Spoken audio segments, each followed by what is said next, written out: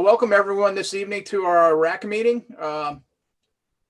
We're still doing it virtual because of, well, you know why, but thanks for joining.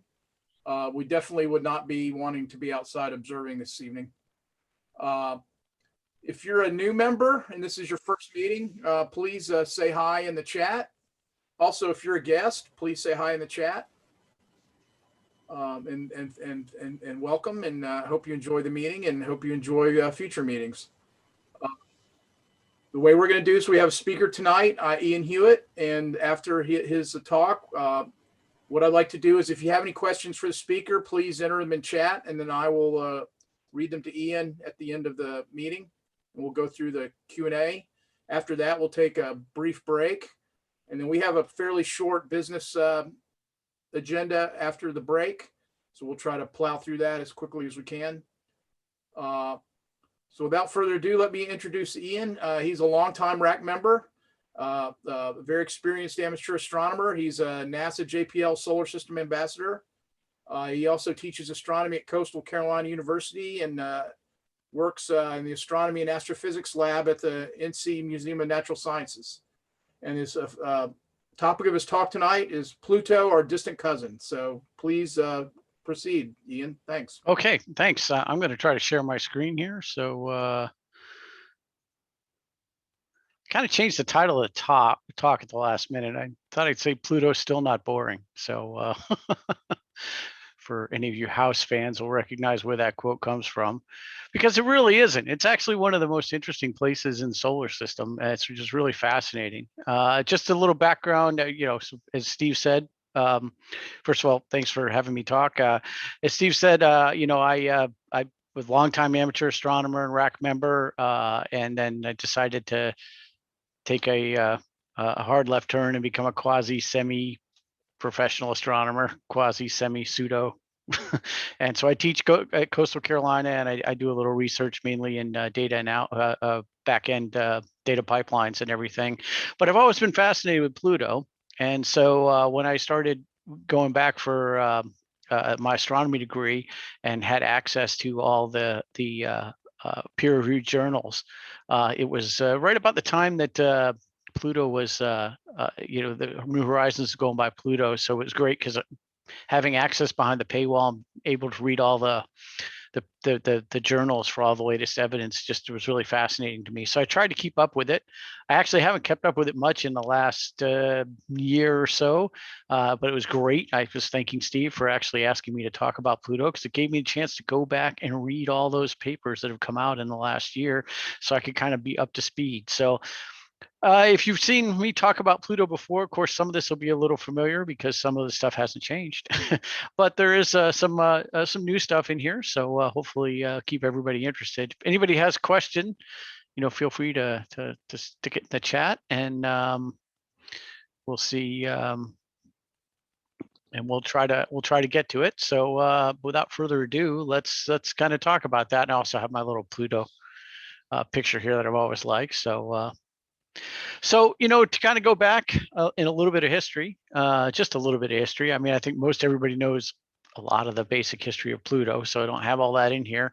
But before 2015, and New Horizons, we knew a lot of things about Pluto. And we didn't know everything about Pluto, but we knew a bunch of things. We knew the fact that it looks a little bit different when you look at its orbit compared to a lot of the orbit in the solar system. It actually goes inside the orbit of Neptune and back out.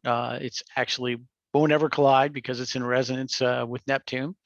We know what we didn't know when we launched New Horizons, we didn't know about the additional moons.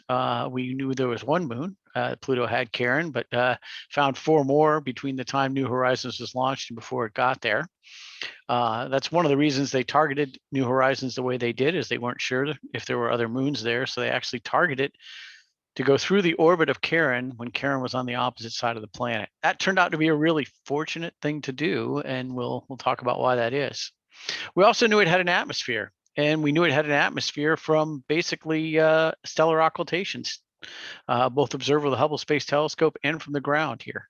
So when you do a really precise measurement of a stellar occultation, you can see basically kind of detect a little bit of an atmosphere here, because you don't get a very steep drop off like you would when the star just disappears behind the limb of a planet. So we knew it had a bit of an atmosphere, but that's about what we knew. So and for some reason my computer's a little laggy. At the best Hubble Space Telescope resolution, this is the picture we got. Kind of knowing now what we know now, you could say, oh, I kind of get it. But of course, at the time, it just looked like a series of pixelated blobs, right? It doesn't really tell you very much. If you had asked pretty much most of the planetary scientists that were out there and what Pluto was like, they would have guessed it's either like Triton, which is on the left here, or it was more like a comet, like a really big comet. And that's kind of what we thought, and that's what a lot of people thought we would find. Of course, the number one lesson in planetary exploration is you really need to go there in order to see what you can see, because it turns out that's not exactly what it was like at all.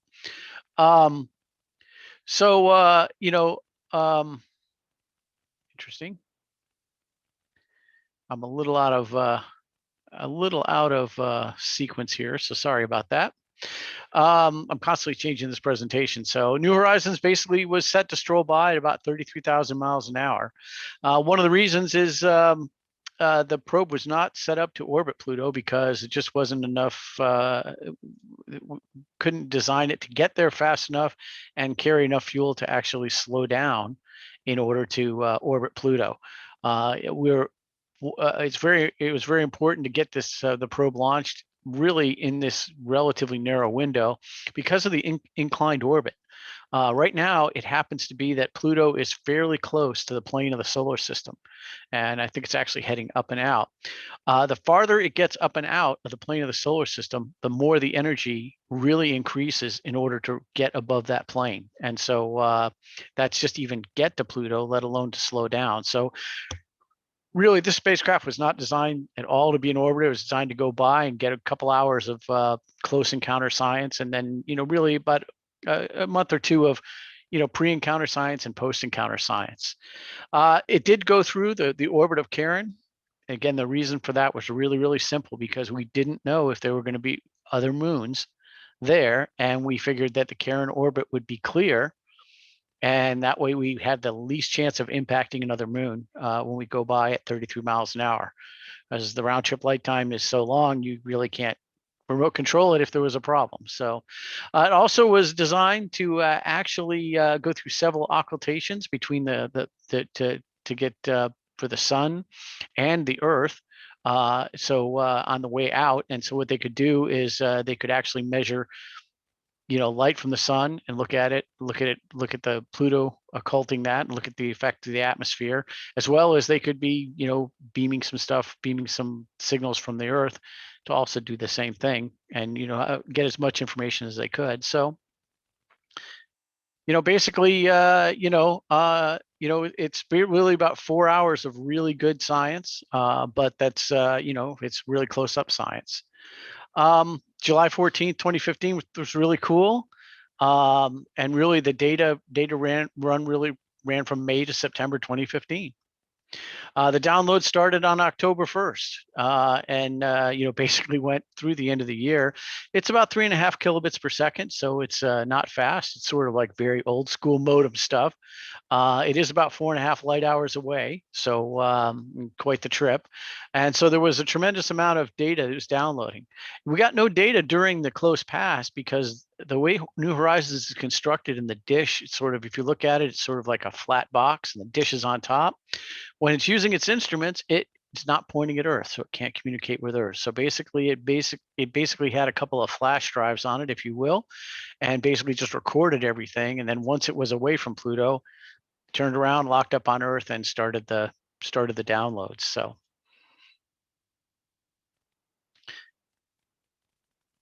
again, we talked about Pluto at the best Hubble Space Telescope resolution. Here's Earth's moon at the same resolution. So I mean, if you didn't know much about the moon, it'd be really hard to tell. So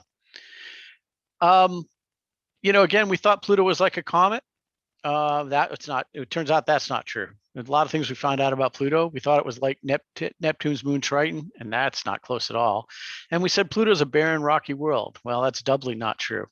The most amazing thing about this, and the thing that fascinates me the most, is it is so unexpected. All the really cool things of Pluto.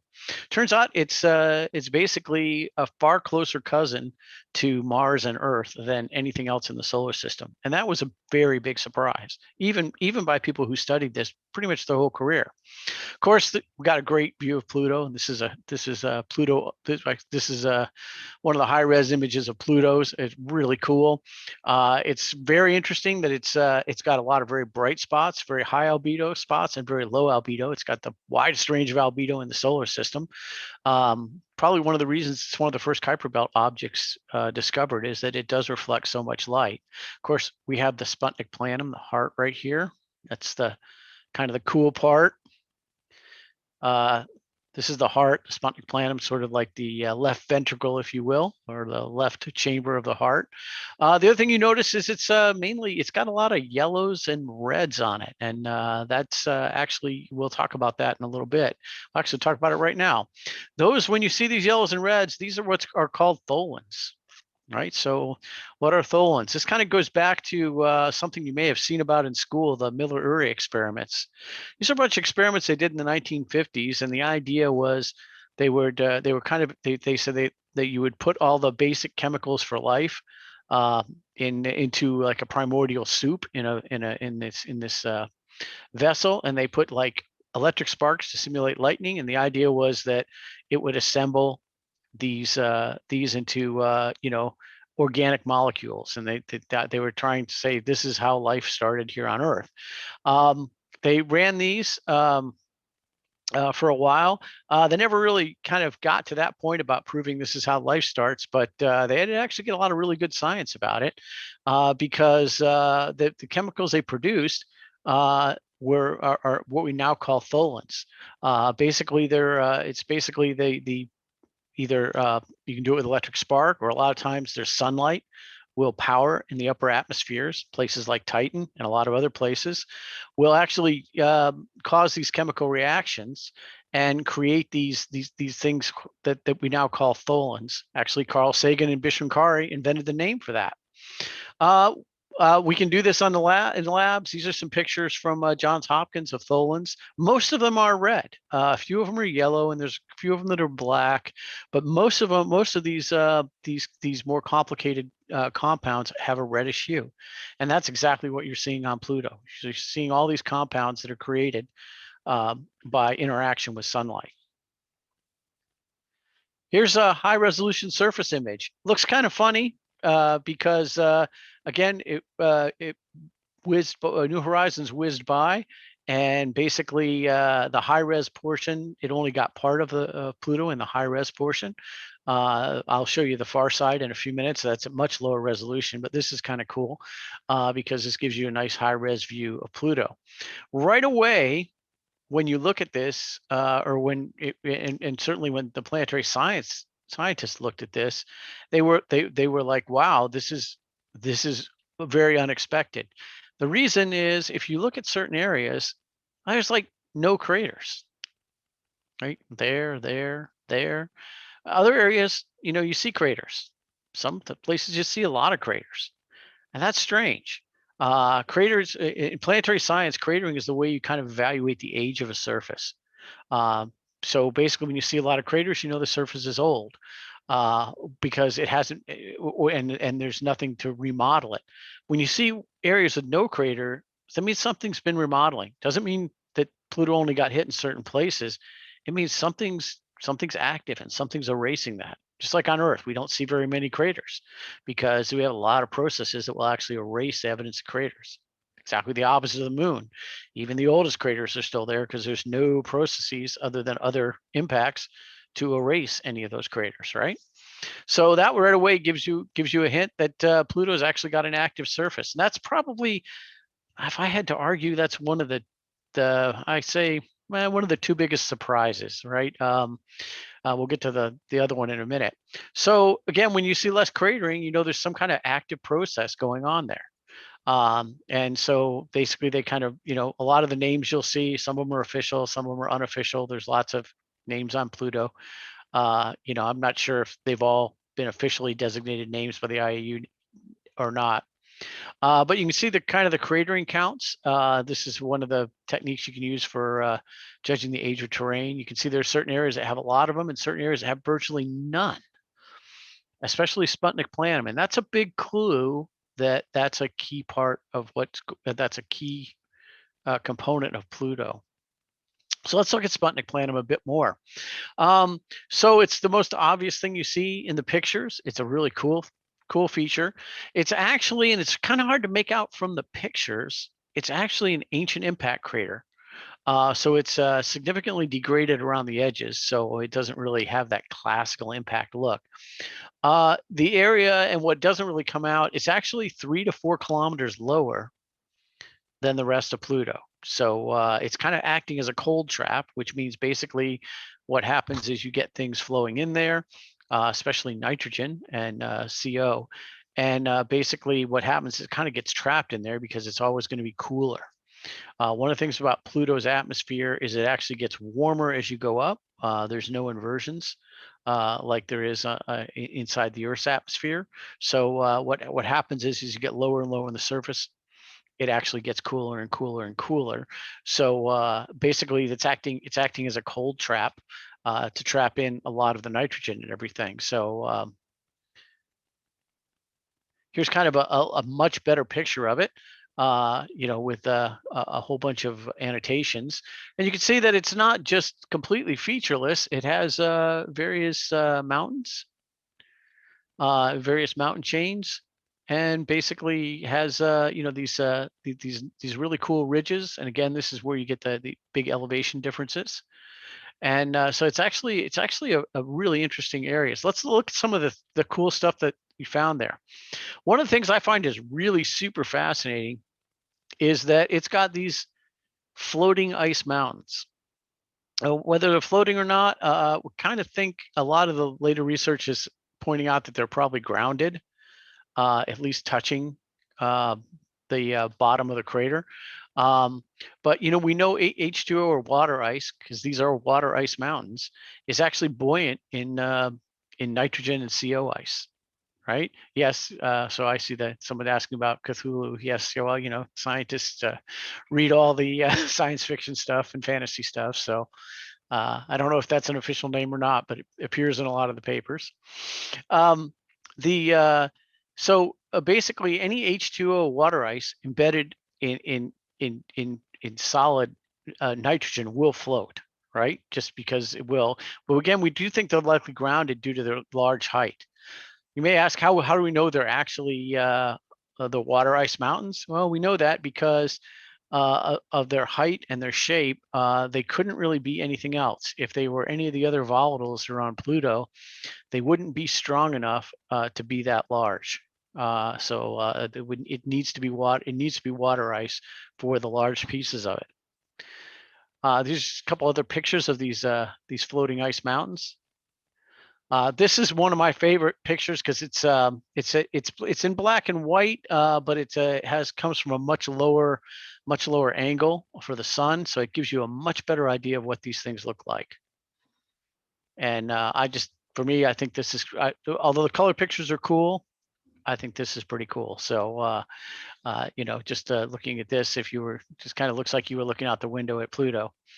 When you look more carefully at Sputnik Planum, you see things like what they call the snake skin. And basically, these are these polygonal cells that you see. You see how there's basically almost like scales or cells. You see various hills, but you also see all these troughs between these shaped cells, right? And this is really interesting because this is a significant clue to what's going on in Sputnik Planum. It turns out it's a clue to the much larger mystery of why Pluto is active. The nearest analog we have here on Earth, and we'll see several analogs from Earth, right, is the Arctic permafrost. So when you look at the Arctic permafrost, it kind of develops something kind of similar, right? These various kind of cell approach, right? So that's when we do it. What we believe these are is these cells. It's actually convecting cells of ice, and so this is one of the active parts of Pluto. This is actually called solid state convection. It's the same sort of process that goes on inside the Earth with magma.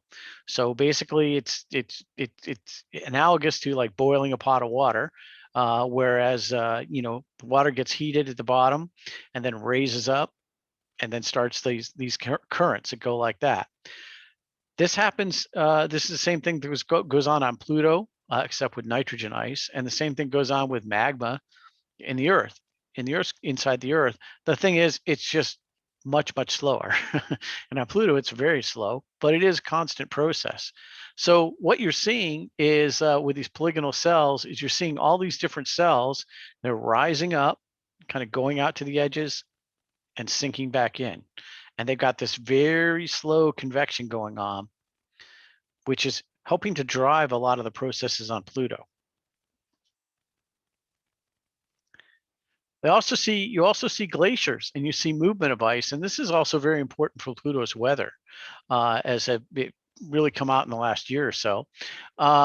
This is a kind of picture on the left is a really good close-up of the glacier flow. This actually has the topography on it, so you can see that the warmer colors are actually much higher, and the cooler colors are actually lower. So you can see there's kind of when you get near the crater edge, you can kind of see that. The inset, you can kind of see what looks like flows. Looks like flows.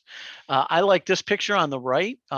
It's much lower resolution, but at the same time, again, it's one of these pictures that's taken where the light is at a much lower angle, so you get much better relief. And you can kind of really see here where things are flowing and moving. And so the movement inside Sputnik Planum like this is actually one of the key elements that drives the weather on Pluto. And we'll actually talk about that in just a few minutes. You do see nitrogen ice flowing, and you can kind of see, you basically can really see it in this picture, and you can see the various flows that you're getting, and you see the nitrogen ice moving around. This has a lot of impacts for the weather. This actually kind of shows you that the Sputnik Planum is really the heart of Pluto. It's really kind of the beating heart of Pluto because it's actually driving a lot of the winds and the weather, and things are actually being driven by this nitrogen ice moving around inside Sputnik Planum. The other thing you kind of notice, and this is also kind of important for looking at some of the long-term features, are these various tectonic features, like fractures and things. And you see certain zones where there's a lot of these. And you see here, and let's look at a few more of the tectonic features.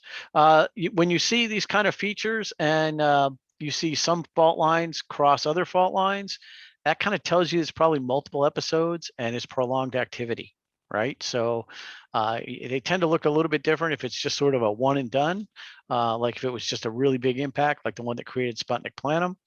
But it seems like the way you see all these tectonic features and the variations in the features kind of tells you that this is more of an ongoing process, right? And again, that if you see tectonic features, that means something's going on inside the planet to make it active, right? So that's an important clue that it's not just completely static. One thing that has come out fairly recently is they've noticed a distinct ring of tectonic features running around and through Sputnik Planum. I mean, here I am waving my arms and pointing at the screen when none of you can see that. Sorry about that. I'll try to use my pointer. There's a distinctive ring of tectonic features, and we think this is related to the impact basin or the impact that created Sputnik Planum. So was there spectroscopy for chemical analysis? Yes, we'll actually talk about that in just a few minutes. If I don't answer your questions, then you can ask again. So I think I mentioned I would talk about Pluto's far side. So there was recently a paper out. Well, actually, there was a whole issue in Icarus. Came out earlier this year, so very good timing on the presentation. and Alan Stern wrote a paper about the far side of Pluto and some of the features they're seeing. You can see that it's much less detailed because New Horizons either had to get it on the way in or on the way out, so you have a lot less detail. But this is just kind of the wrap around of the rest of it. And you have these areas called maculas, and that's just basically kind of a placeholder. It means where you have all these dark areas, and they basically call these maculas. There's no specific geographic or geologic significance to that. Just kind of noting that these are areas, and you can see they call them things like Balrog. So again, scientists read all the traditional sci-fi and fantasy books and try to name things. So it's kind of really interesting to see some. Let's if I kind of like go to a much better annotated version. There's some interesting things on the far side. One thing that's very, very interesting is there's this really super chaotic terrain with like these large crust ripples right here opposite of Sputnik Planum. This is one of the reasons that we think that it is an impact crater, or for sure it's an impact crater, because there's actually some really good simulations that were recently done showing that the impact that was large enough to create Sputnik Planum would actually have sent shock waves through the planet, and it would actually have resulted in this this chaotic terrain exactly opposite of the point of impact. And so it's kind of nice that you actually see that. We also see all this bladed terrain, and that's actually really interesting as well. Here's a better picture of the bladed terrain, and it's a little hard to see, but you can kind of see right here. So kind of think of these as like little knife edges sticking up, like if you had a bunch of knives buried in the ground and they were sticking up. And you can kind of see right in here, and you can kind of see right in here. You get an idea of the bladed terrain, right? This is even a better picture of it. And you see all this kind of bladed terrain. And this is really interesting because there's an analog on Earth for this, right? So if you go in the Andes, and it's certainly not as large on Pluto, because we have a lot more erosive forces and remodeling forces, but you actually see this in the Andes.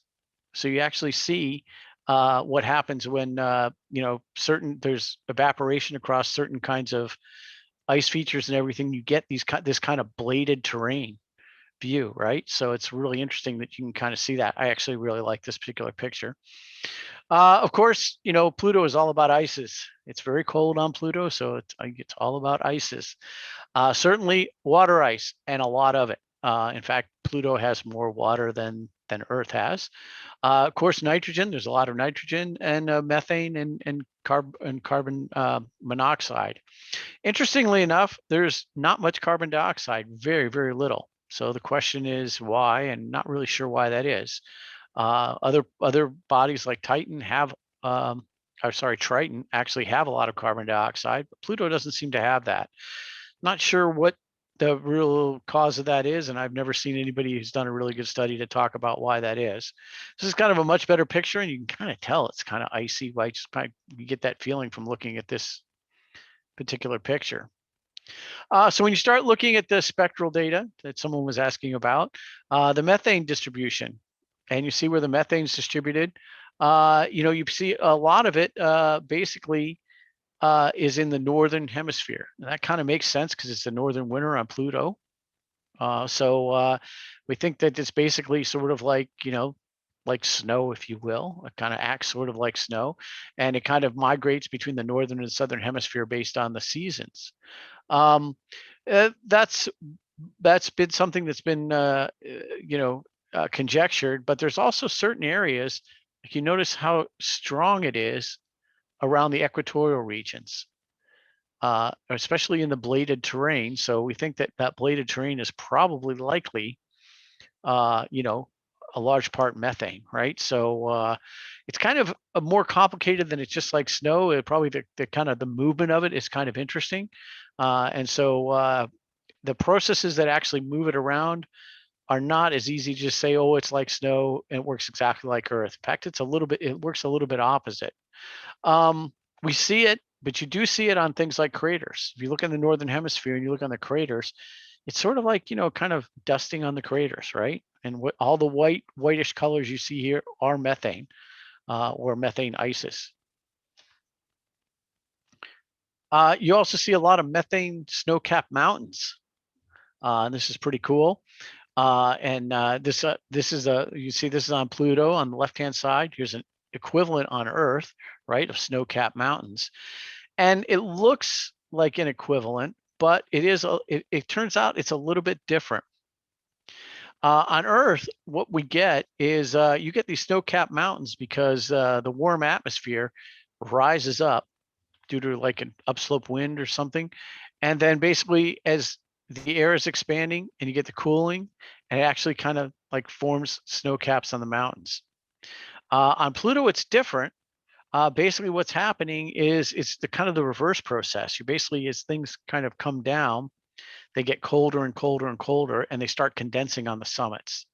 By the time you get to the lower elevations, it's actually fairly dry in terms of methane. Certainly not talking about water vapor, but certainly there's a lot of water, but it's actually pretty dry. So the methane tends to just freeze out pretty fast and stay on the upper parts of the mountains. So it's kind of the opposite process of Earth, although it's analogous, right? When you look at nitrogen, you see most of it is trapped in Sputnik planum. So that's actually where you get most of the nitrogen. There's a few bits scattered around, but really Sputnik planum is acting as this cold trap, or a place where this is kind of like basically what's happening is nitrogen gets in there and never gets warm enough to really get out. So basically it's gathered most of the nitrogen into that, most of the frozen nitrogen into that one piece.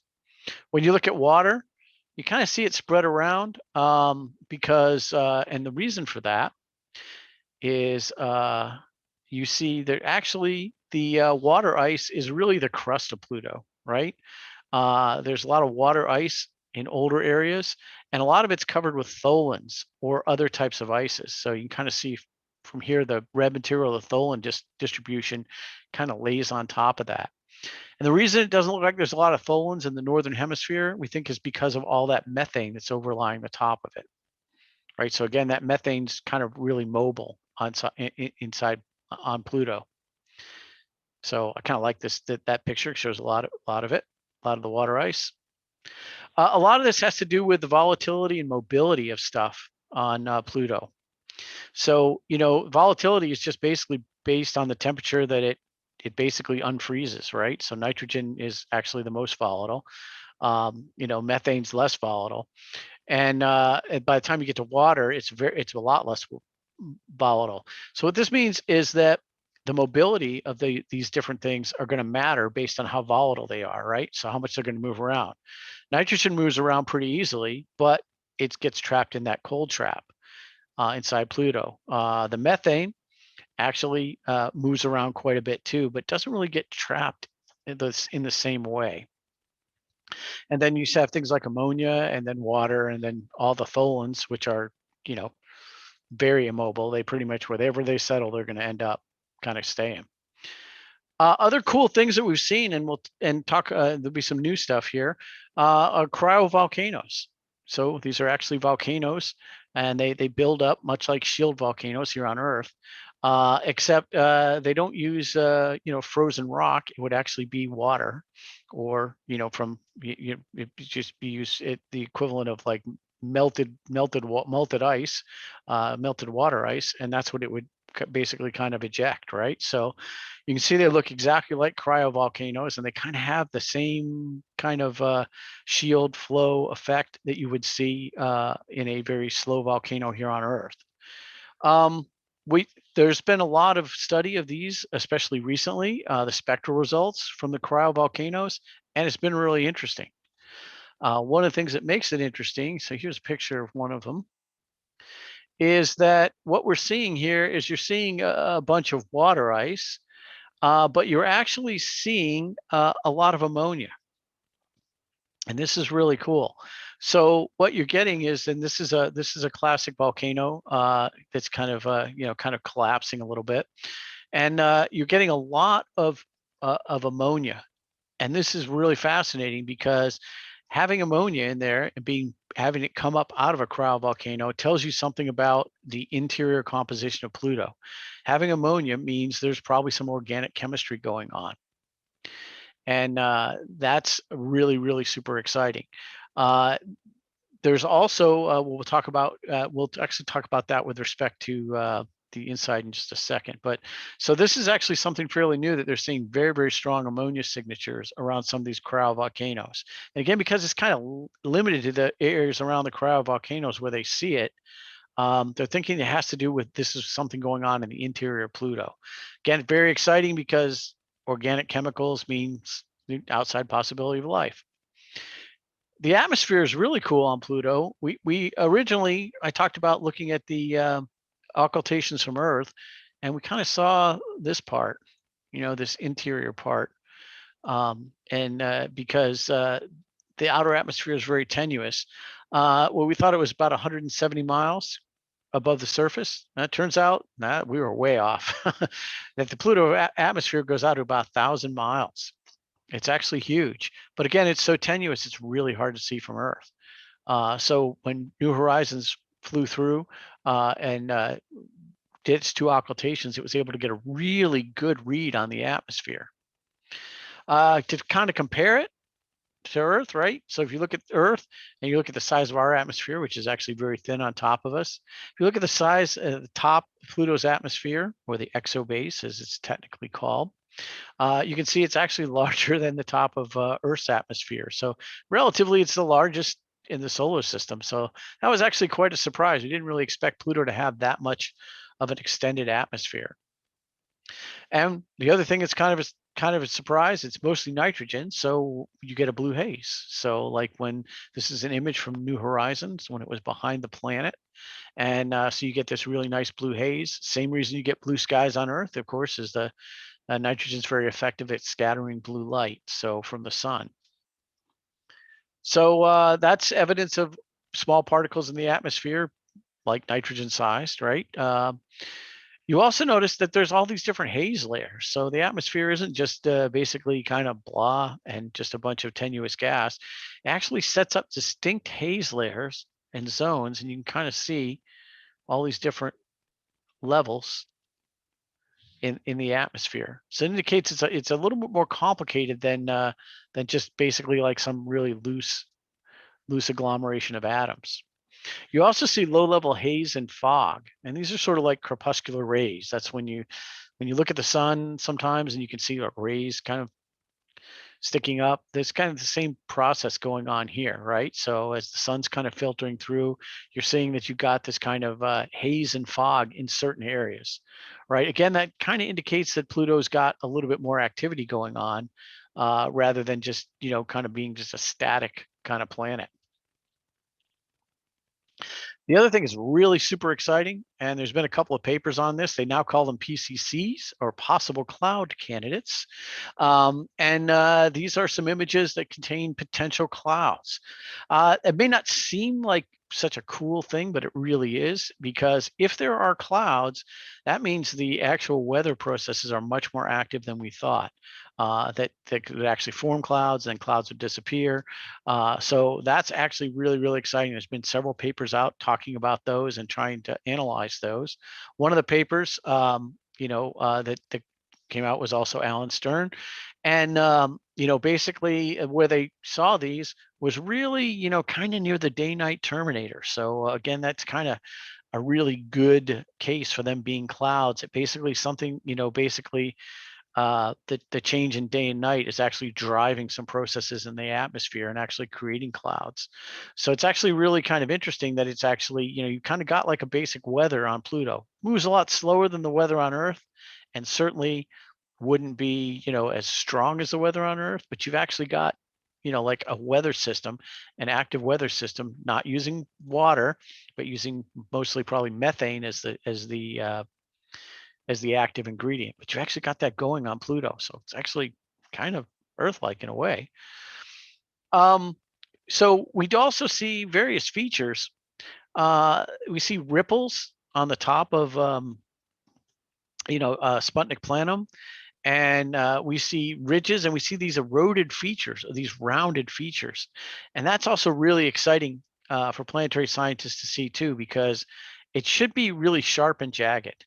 Unless something is working to round, if you get a lot of rounded things, something is working to round those off. You've got actual erosion processes going on. So there actually is basically a wind on Pluto. It's certainly not anything like some of the really high winds you get on some of the outer planets, but it's actually, and Pluto's atmosphere is much less dense. But at the same time, you have this wind that you actually got this wind that's moving things around. That helps explain why the methane moves around, and why the nitrogen also moved around and got trapped into the cold trap. And it also explains why you kind of see a lot of these super rounded features. This is kind of a close-up. You can see much better view of the kind of the ripples in the top here, and you see how rounded a lot of these features are. They just don't look as sharp as you would expect if there was no kind of process driving them. So actually, is really interesting research done on this. I was trying to find a better picture, and I couldn't really find one in the paper. But really, they think this is all the wind is actually truly being driven by Sputnik Planum, and that it's basically like the beating heart of Pluto. So what you see in this first picture is you actually see ice, or nitrogen ice, in the northern hemisphere, the northern part of Sputnik Planum, and it kind of goes and moves to the southern part of the. It kind of moves to the southern part, and it sets up this circulation. And this circulation actually, this is actually what drives the winds on Pluto's. So this entire area is so big, and the activity inside Sputnik Planum is actually driving the motion in the atmosphere. Like I said, I tried this picture's not the greatest picture, but it does give you an idea. I wish I could have found a better picture. But it does basically kind of show you the wind patterns, and it's very low in the center, but it really starts picking up near the edge, and basically it basically starts leaking over and then moving everything around on Pluto. So it's kind of really, really cool. This again was another very unexpected thing. The other thing that's really unexpected, especially if you like planetary atmospheric physics, is that was the escape on Pluto. For a long time, we thought Pluto was a certain way. So all planetary atmospheres leak. Earth, everybody, right? It's related to the temperature, right? And it's all about escape velocity, right? If your speed is smaller than the escape velocity, you're gonna zoom up. Any particular atom's gonna zoom up and come back down. Once it gets to escape velocity, if that atom gets heated to where its velocity is high enough, boom, it's going to leak. So this happens everywhere. So a lot of times things in the upper atmosphere can get heated by various events and escape. Things like hydrogen escape from Earth really easily, right? It just happens. Things just leak. If you actually kind of plot out the speed of all the molecules in a gas, you'll find out it follows what's called the Maxwell-Boltzmann distribution. They all pretty much look like this. It's kind of based on the molecule and based on the temperature. And you kind of see they all kind of look like have these various peaks, and various peaks in the curves, and they'll have distributions all the way from molecules that aren't moving very fast all the way to molecules that are moving really fast. So when you get these ones out of the tail end that get speeded up, that's you're going to get, these are just the ones that sort of leak out. The technical name for that is Jeans. If you've never heard of him, he did a whole bunch of really cool physics on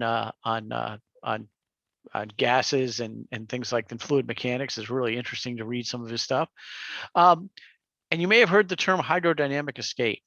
And what that means is basically that's when you have some artificial thing, not like aliens, but in terms of like the sun or something, basically heating up the top part of the atmosphere. So what it does is it starts bringing in that curve to where things are going to escape, and just causing a lot more stuff to go.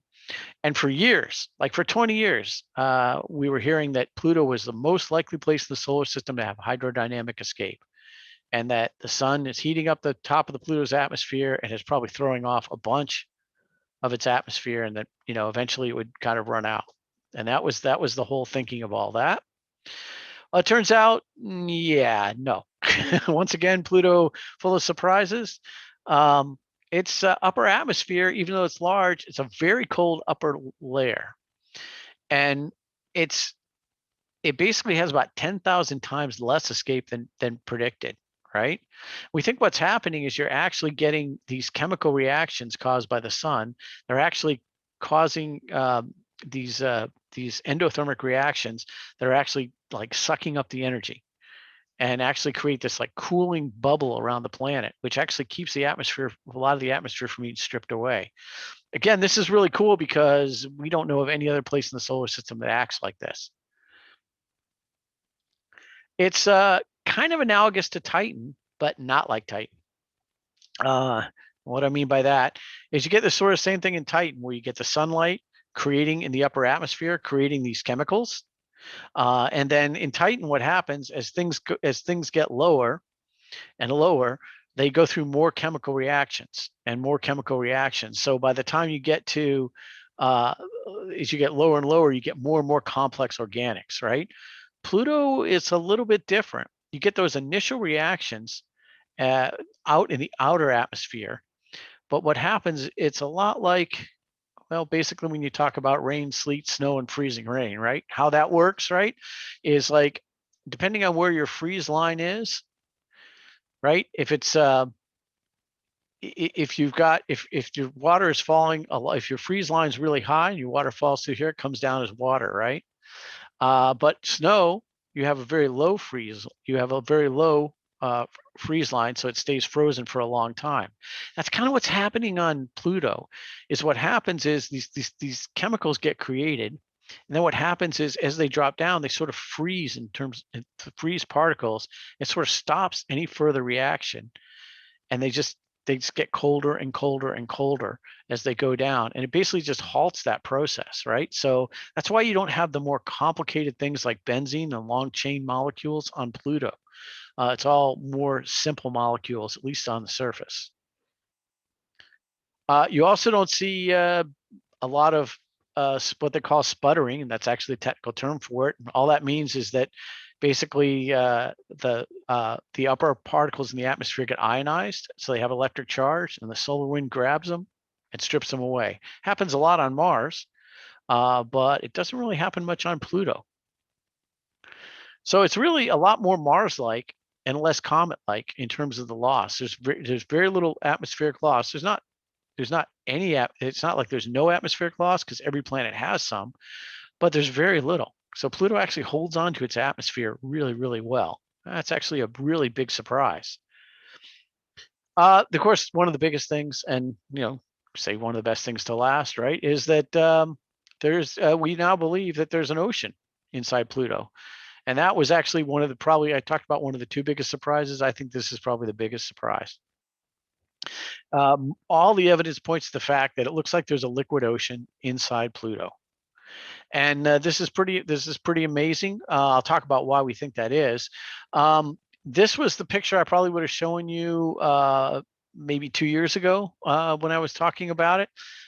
We think there's ice on top, of course, water ice on top, then liquid water, and then a rocky core. Based on the model's kind of been evolving a little bit based on some studies. There was a couple of them last year, and one out of the University of Hokkaido that was really good. And what we think now is we first thought maybe it was all the ammonia that was inside the planet. It acted like an antifreeze, right? So maybe that's why the interior water was not freezing, because there was an antifreeze in it. The problem with that is it would need to be over 30% ammonia, and that's a lot, right? So one of the things here is basically that there's a layer of hydrates, that we now think there's a layer of hydrates above the subsurface ocean, and this hydrate layer actually acts like a blanket. What these are is these hydrates are basically like a series of water molecules, and they sort of form like this cage. And then what can happen is they form cage around gas molecules. So you think of it as like a really porous crystal structure with gas molecules in the center, and it kind of traps the gas molecule there. These are you see these in a number of places, and what this actually does is it helps form an insulating layer above the subsurface ocean to help keep it warm and to actually keep it liquid. So this is actually one of the really cool things that we think is going on. So a lot of this has to do with, okay, well, why do we think it has a an ocean, right? What is some of the evidence for that? We didn't like see a hole and say, hey, there's water in there, right? Well, did we get lucky? That goes back to the question, did we get lucky with Sputnik Planum? I talked about the fact that we kind of came through and flew right through Charon's orbit on the opposite side of the planet where Charon was going to be, again, just for spacecraft safety. So did we get lucky seeing Sputnik Planum? Arguably one of the most interesting things on the planet. Well, it turns out no, we didn't. Now, the location of Sputnik Planum is completely opposite from where Charon is, right? So now we think what this is likely formed, this Sputnik Planum basin likely formed in a different location. And the impact actually caused an ocean upwelling, so it changed the gravitational profile of Pluto, and basically what's called a mass anomaly. And basically, once you had that, the dynamic forces between the two would actually cause the migration to where Sputnik Planum would go opposite to where Charon is. So what you would kind of see something, here's kind of a good picture like that. You see what happens is in the impact area, right, it would kind of punch through and the ocean would well up. And so basically you're changing the mass profile in that area. So what's going to happen is it's kind of going to rotate away. So one of the reasons we think of that is because there's this region of chaotic terrain back here, right on the opposite side of Sputnik Planum. Again, when they model all the tectonic forces and the seismic waves going through Pluto, it all kind of ends up kind of popping up and damaging the terrain right on the opposite side. There's a couple of really good animations out there if you're interested in that kind of thing that show you what simulations of what the seismic waves do, but they all sort of pop up and kind of jumble this terrain. And that's kind of what we see here. So that's more evidence. The other evidence is a little more subtle, and this is actually a really good paper. That talks about looking at all the tectonic activity. We know there's water ice crust, right? And what we see on the tectonic features is all the features we see are extensional, which means all the features we see are expansion features. We don't see any compression features, right? We think where Pluto's shrinking, right? That's actually really important. So when we talk about ice 1 and ice 2, water's really cool. And everybody knows, the three phases that are common here on Earth for water. And that's, ice, or what they call ice 1. And then, of course, liquid water. And then, of course, water vapor. Well, it turns out water is really cool. And it has like 17 different phases, most of which are solid phases. So when you see a lot of ice in the outer solar system, when we're getting different forms of ice than ice 1. Ice 1 is what you get out of your refrigerator. But there are other forms of ice that are harder than rock.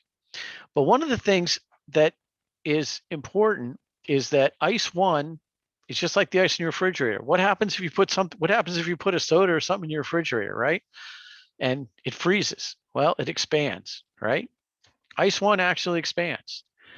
These other forms of ice, which you get at colder temperatures and different pressures, actually get smaller. So what you're seeing on Pluto is you're just seeing no ice 2 is formed because you're not seeing any of these compression tectonic features. So nothing's like freezing that much, right? So once you kind of look at that and kind of model all that out, it seems really, really likely that you've got an ocean, right? Because by the time you get significant ice too, but get enough freezing, we get significant ice too, you're going to start seeing these compression features on the planet. Here's kind of just a quick simulation for that, right? So once you the initial distribution, they have Pluto doesn't have like a cold trap, and then after in a very short order, like 10,000 years, most of the N2 ice gets trapped in this basin, and then it just basically after about 50,000 years, the dynamic forces will actually pull it opposite to where Karen is. So kind of seems like that's what's going on. So that's one of the interesting things about Pluto. We look at Karen. I'll talk just a little bit about Karen, then I know I'm almost out of time, so I'll wrap it up quickly. It's again different than Pluto. It's got no atmosphere or any volatiles on, just seems to be an ice ball. We expected a heavily cratered object, but once again, we get canyons, mountains, and landslides, and a lot of remodeling. So, there's a little bit of history there because something has erased a lot of the craters on Karen. One thing everybody kind of noticed is a crack in the world, right? What I call the crack in the world, to the center, you see a big crack. There's a whole series of valley fracture system around the equatorial region, and we see evidence of cryovolcanism. So we think this is possibly due to the freezing water layer. So basically, that we think Karen is a little more mixed than Pluto and not quite as differentiated, and the freezing water layer kind of causes some of this chaos. You also notice the red spot at the top, right? That's pretty obvious. Again, we think this is a cold trapping. What happens is because Pluto's atmosphere is so big, that what happens is some of the Pluto's atmosphere can basically get on Karen, and then what happens is basically the rays from the sun will form these tholins, and once tholins form, they have to get pretty warm before they're going to basically turn volatile again. So they sort of start building up there at the top. I'm going to skip through the couple things here, but we do see landslides here. And what's really interesting is we see these on Karen. We see no evidence of any landslides on Pluto. So it's a little bit different type environment going on there. The moons, we didn't get a really good picture at the smaller moons, but basically you can see that they're much, much smaller than Karen, right? Nix is only like 30 miles and Hydra only like 31 miles. One of the interesting things about them is when you look at the reflectance and you get down to these smaller ones like Nix and Hydra, they get so reflective, they've almost got to be pure water ice. So they're just so reflective. So these are really basically just sort of like chunks of ice out there, quite a bit different. The other thing is, so we notice they are like ice. They are cratered and do show craters. That means they're older. They're really irregular shaped, right? So they probably just formed from other little pieces. But one thing that's really strange about Pluto is unlike all the outer solar system planets where we've gone there and found a whole bunch of small moons, we're not seeing any of that. There's no other satellites greater than 2 kilometers in size, none, other than the 5. That's kind of weird for a lot of the outer solar system. So it's kind of interesting that there's just not a lot of other satellites in that system. That's pretty much all I had for everybody. Hopefully I didn't put everybody to sleep. And see, did I miss any question? Does Pluto have a magnetic field? No, not that we know of. So yeah, I've got a few questions. I took off the chat, so why don't I read these to you, and then we'll open it up. People can ask you directly. That's okay. Sure. Okay. Earlier on, you had said that scientists had first thought that Pluto and Triton might be similar. What are the differences? Well, so that's a good question. What are the differences? Well, there's actually a whole bunch of. Triton is basically like a moon that's pretty much airless and has a lot of carbon dioxide. And we basically thought that's what Pluto would look like. Pluto is, frankly, has just a much more has an atmosphere. It's dynamic. really they're very much different, right? So Triton's more like our moon in a way, whereas Pluto is just a lot more like Earth or Mars. So that's actually was a surprise. We thought it would just be, basically like an ice ball out there, ice and rock mix. But it turns out it was so much more. Okay. Somebody had asked, and I think you had sort of answered this: was spectroscopy used for chemical analysis? Yes, there's a lot of spectroscopy, and a lot of it was spectroscopy data wasn't really analyzed till like I saw a lot of papers in 2019 and 2020 about the spectroscopy, identifying like the ammonia and the distribution. The pictures I showed with the distribution of methane and everything were all from a much newer paper compared to what they had done earlier. It's actually pretty tricky because some of the just tease out some of the signatures, but yeah, it's been really interesting. They've been looking at it and trying to derive certain stuff from all the different spectroscopic data from LORI, the long range imager. Okay. Someone asked, are there any tidal forces exhibited on Pluto from Karen? Yeah, not that I know of. That's a good question. I actually haven't seen a lot of stuff on that, but there's not. What I can tell you is you're not getting tidal heating, right? Like you are on, like you say, like if you look at like the satellites of Jupiter and Saturn that get squeezed and get the tidal heating. That's not going on. That is definitely not going on in the Pluto-Charon system. Are So they you're not tidally getting those. locked? Do what? Are they tidally locked? Yes, absolutely. Okay. And a question just came in. Are there any more Pluto probe missions on the drawing board? I know they're talking about a Pluto orbiter because Pluto's turned out to be such an interesting place. They're talking about a Pluto orbiter, but I don't think it's very far in the process. I don't. There's nothing that's been approved and like flowing through yet. So, but it would be really, really cool if we could get some kind of Pluto orbiter, because we could spend some time really understanding a lot more about, one of the more interesting places in the solar system. Mm-hmm. And the last question from the chat: what is your opinion? Is Pluto a planet? My opinion is that it's not a very interesting question right now. All right. Frankly, let me expand on that. Just so glibness is never a good. Glibness is just not. I mean, when you call something, it's not really a thing about naming. In science, it's really about classification, right? If you want to put names on things, want to classify it. You want classifications to tell you something, right?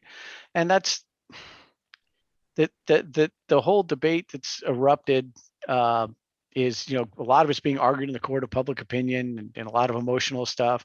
But the problem is the term planet really has had no definition, since the Greeks basically called it a wandering star, right? There was in the IAU in 2006. There were a lot of objects being found in the Kuiper Belt, and they're the one they come up with names. So they said, let's come up with something. At the time, they said we'll come up with something simple and see until somebody comes up with something better. And so they passed the resolution. Planet, dwarf planet. Is it ideal? No, it's not a very good definition at all. Unfortunately, no one's really come up with anything better since then that really tells you something about it. I get the best way I heard it put is I heard one of the scientists, I think he was from Johns Hopkins, talking about it. And I know I get Mike. I know see Mike Keefe on, and Mike. What do they all? What do we start? I know you're a big Star Trek guy, so Star Trek where they always like in the classic series they would start out and they'd be doing the captain's log, and what would they always say? We're orbiting what? He muted himself. Sorry. Oh, sorry. I don't know if she's coming through now. Okay. We can hear you. Planet. Yeah. So an M-class planet, right? Yeah. A class M planet, right? Like you'd always hear that. That's actually really cool because that implies a system that actually tells you something, right? A classification system that actually tells you something. Right now, scientists actually don't spend a lot of time talking about this. Not as much as you might think from the public debates that go on, because nobody's really come up with a system to really kind of classify planets that imparts a lot of information, right? You know, the counter to what IAU did, some people are saying, well, it just has to be round, right? And not undergoing nuclear fusion. And doesn't really tell you a lot about a planet anyway. That would make the moon a planet, right? You know, so you know, it's fundamentally not really an interesting question right now until someone actually proposes a decent description for what a planet is, or some kind of classification system. You know, we probably do need that, but you know, it's when people ask me about it, I always say, well, what's your definition of a planet, right? And it's like, well, not really sure I can describe it. And it's like, yeah, that's exactly the problem. So you know, maybe that's not the answer everybody wanted to hear me, you know, take a position in the culture wars, but really that's kind of the way we look at it, right? You know, like it'd be great to have a system, you know, that defined planets, and where Pluto falls is where it falls. But, you know, Pluto doesn't really care what you call it. You could call it Steve Izzo. And if we could call it Steve Izzo or Mike Keefe, and, you know, it wouldn't change a single thing about what happens on Pluto. So, and I can't remember who responded this way. I don't think it was Michael Brown, but it might have been one of the planetary scientists at NASA that said, you know, whatever you call it, it is still a very world worthy of further exploration. It's one of the most interesting places in the solar system, no matter what you call it, right? It actually is. It really is fascinating. You know, I mean, right now, and someone's asking, I see in the chat about classification for planet-like objects in the solar system. Well, I think you'd have to, one of the challenges, you also have to look at exoplanets. I have another talk on Pluto as a planet and how science works that I did a few years ago. I think I charted out all the different names that people are using for types of exoplanets. And I think I came up with 33 different names that people are using, or 33 different way people are classifying things. Yeah, different groups are classifying things differently based on what's important to them. You know, some people talk about super Earths, some people talk about small Neptune, some people talk about hot Jupiters, talk about Chthonian planets. There's all these different names, right? And you know, it's you know, so it does. As we discover more about planets, it is crying out for some kind of classification system that actually tells you something. But it's actually not an area I work in. So I'm hoping somebody will write a good paper on it. There was somebody that tried to do a mathematical definition, but because in his mathematical definition, the Pluto was not a planet, you know, he's been getting pretty ambushed, right?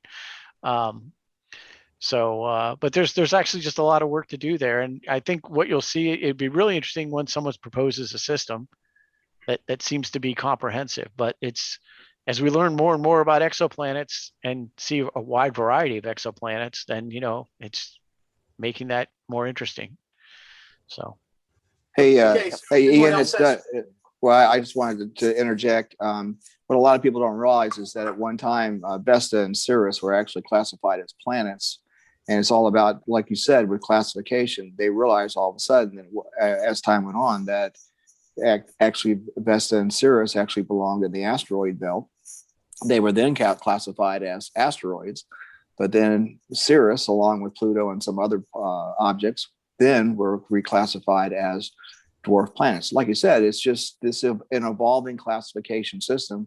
We shouldn't let our emotions or you know, let it become a hot button issue. We should just see it as an evolving area of science that continually needs to be improved upon. Yeah, I would say that Jupiter is different than the Earth, is different than like Ceres. You take 3 of those and they're all planets. That kind of tells you probably need a little bit of like sub classifications in there as well, right? Because you know, it makes a big difference whether you're talking about Jupiter or Ceres, right? You know, like they're fundamentally not the same object, right? So yeah. Yeah, so if we have any other questions, just go ahead and unmute and ask yourself, please. I want to know how Doug asked a question while he was still on mute. Hold down the space bar. Ian, I've got 2 questions for you. The first one is, you know, at the temperatures that we see on Pluto, is there a good Earth analog for the H2O ice that we see? Because you mentioned it was harder than rock at that point. It's basically rock. Okay. I mean, it basically acts like the crust. So I guess the crust on Earth. There's a lot. Most of the crust is like like granite type things. So it's really that's sort of the equivalent on Pluto, or the analog. Very good. And my second question is there a kind of a general consensus or thinking of what sort of changes that folks are expecting or should expect at Sputnik Planitia, or Plenum, sorry, SP, given that we're going to see a change in seasons, because I think it's northern spring there right now. I think Not that's sure. right. Yeah. Yeah, So because and yeah, well, that's a good question, right? There've been a couple of papers kind of conjecturing on that, because at first they thought, well, pretty much the atmosphere all drops away when it gets farther out, right? The atmosphere just goes and just basically there's no atmosphere, and it's patchy. And if you had looked at my presentation back in 2015, right before this, when I did the one for RAC, right before New Horizons landed, went by, I think I had said the atmosphere is patchy, because that was the latest thinking. They don't think that anymore. There's only been like one or two papers, but there was one recently. If anybody has access to it, the Icarus ran a special issue here at the beginning of 2021 with a lot of the latest research. And there's a little bit on the atmosphere, and they're thinking it's more of it doesn't go away. But there may be some changes. There may be some changes due to seasonal stuff. So that's been interesting, that it's not as dynamic as we originally thought, that it won't have an atmosphere for a lot of its orbit, right? But that's not the case anymore. Okay, thank you. Hey, Ian, really appreciate the talk. That ocean, or the water that's subsurface, really interested me. And I was wondering, over the next 100 years, Pluto is going to recede another 10 AU from the sun. So is there a chance that that's going to freeze over? And how would that affect the surface features? Yeah, well, so I mean, obviously, if that all froze over, you get like a lot more extensional features. They don't think it's freezing and refreezing. There was just recently a paper on that argues, it's the one from Japan, that argues that that's not the case, that they don't correlate the kind of features to these repetitive freezing and unfreezing, the tectonic features. And that's why they're thinking that you've got the hydrates that are possibly acting as an insulation layer that will actually keep it liquid, right? So one of the things is they're pretty sure it stays liquid throughout its entire orbit. And so people are kind of working on explanations for that. Again, the paper the year before that was the ammonia one that said, it was acting as antifreeze. But now some of the latest stuff saying, well, maybe not it's that. We think it's these trapped hydrates. And if anybody's a chemist, they probably know more about hydrates than I do. So if I didn't explain it right, cut me a break. Anything else? Yeah, Ian, do we now think that most of the Kuiper Belt objects are similar to Pluto? Well, that's a good question. No, we don't think they're all similar to Pluto. We went by the MU69 object, and that's more like what we expected, Kuiper Belt objects to be. So we looked at two of them. So the question is, well, I don't know. Is there anything else interesting out there like Pluto? It really is. It's really pretty cool, because it means we probably need to explore the Kuiper Belt a bit more to see if there are other interesting objects out there, right? I think it's really cool when you find things you don't expect, right? So I don't think anybody can really answer that question. I think there's a mix of stuff out there. It just seemed like if you mix Pluto with a rocky, dry Earth, you'd have our conditions that we have now with water and carbon dioxide and ammonia compounds and organics and all, So the process is, Pluto is actually a cousin to Earth and Mars. Yeah. I mean, it's a lot closer. It's a lot closer to Earth and Mars than it is to anything else in the solar system. And I think that's one of the real big shocks that came out of the mission, right? So I always love it when you find new things like that. So is there a possibility that it formed closer to the sun and got kicked out? Well, probably, again, as the, if you, The current model with the Grand TAC model, where that was basically accepted, where Jupiter forms first, moves inward to about where Mars is, and then Saturn formed behind that. They got in resonance and they moved out. They switched Uranus and Neptune and kind of moved everything out. So it's possible it formed closer in. It probably didn't form inside the frost line though, because of the composition. So it probably formed somewhere at least out 5 AUs. But yeah, it likely moved around quite a bit with most of the other things in the solar system. Jupiter kind of did a good job about stirring the early solar system. Okay. Okay, are there any other questions? If not, I want to thank Ian for an absolutely fantastic talk. That was super interesting. Learned a lot. I hope everyone else did. Thank you for having me. Well, we really appreciate it.